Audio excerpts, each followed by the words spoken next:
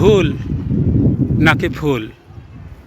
আসলে ভয়ের জায়গায় যদি আমরা একটা ফ বসিয়ে দেই তবেই তো ফুল হয়ে যায়। জীবনে আমরা অনেক ভুল করি, আর সারা জীবন আমরা সেই ভুল নিয়ে হতাশায় ভুগি, দুঃখ ভুগি আর দুশ্চিন্তা করতে থাকি।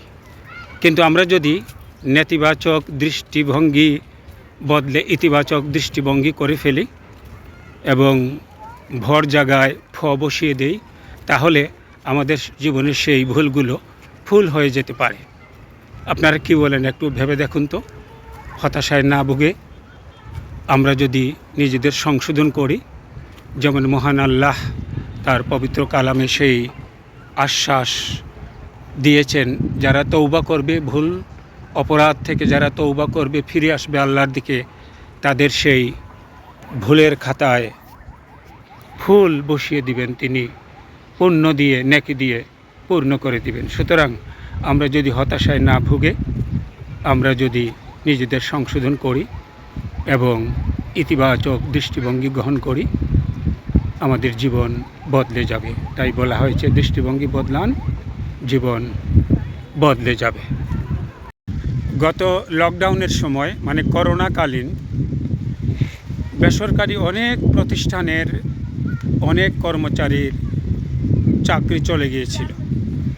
অনেকে হতাশায় ভুগেছেন, অনেকে অনেক চাকরি হয়তো খুঁজে নিয়েছেন। কিন্তু আমরা বিভিন্ন সংবাদ মাধ্যমে দেখেছি অনেক লোক চাকরি না খুঁজে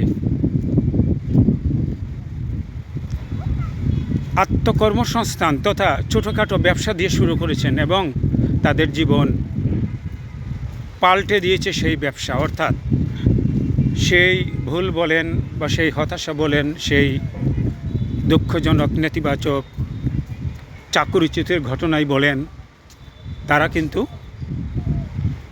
সেই ভুলগুলো, সেই দুঃখগুলো ফুলে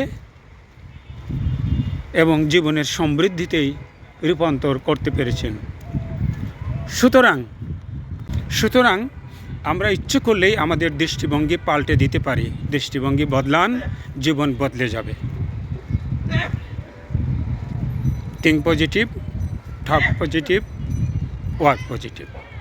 আমরা যদি দৃষ্টিভঙ্গি বদলাই তাহলে আমরা আমাদের ভুলগুলোকে ফুলে পরিণত করতে পারি।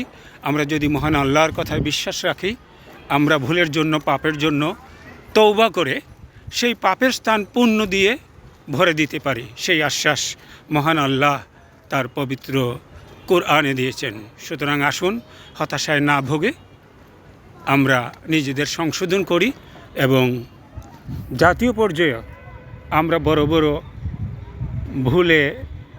ভুলগুলোকে যাতে আমাদের নেতৃত্ব, আমাদের রাজনৈতিক দলগুলো, বিশেষ করে জামাতে ইসলাম,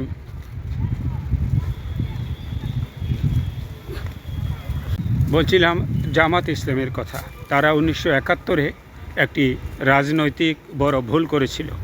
কিন্তু সেই ভুলের জন্য হতাশায় না ভুগে তারা তাদের কর্ম দিয়ে আজ সেই ভুলকেই ফুলে পরিণত করেছেন। আজ দেশের বিজ্ঞজন বলছেন তাদের সিদ্ধান্ত ভুল ছিল না, ভুল হয়তো ছিল কিন্তু উদ্দেশ্য ভালো ছিল। আজ প্রমাণ হয়েছে দেশের জন্য তারা লড়েছে, আজও দেশের জন্যে, একটি কল্যাণ রাষ্ট্রের জন্য লড়ছে। সেই ভুলগুলোকে তারা আজ ফুলে পরিণত করেছে। আমরা ব্যক্তি জীবনে প্রত্যেকেই ইচ্ছে করলে নিজেদের সংশোধন করতে পারি, নিজেদের অপরাধগুলো আল্লাহর কাছ থেকে ক্ষমা করে নিতে পারি, জীবনের ভুলগুলো আমরা ফুলে পরিণত করতে পারি। সবাইকে ধন্যবাদ। আসসালামু আলাইকুম রাহমাতুল্লাহ।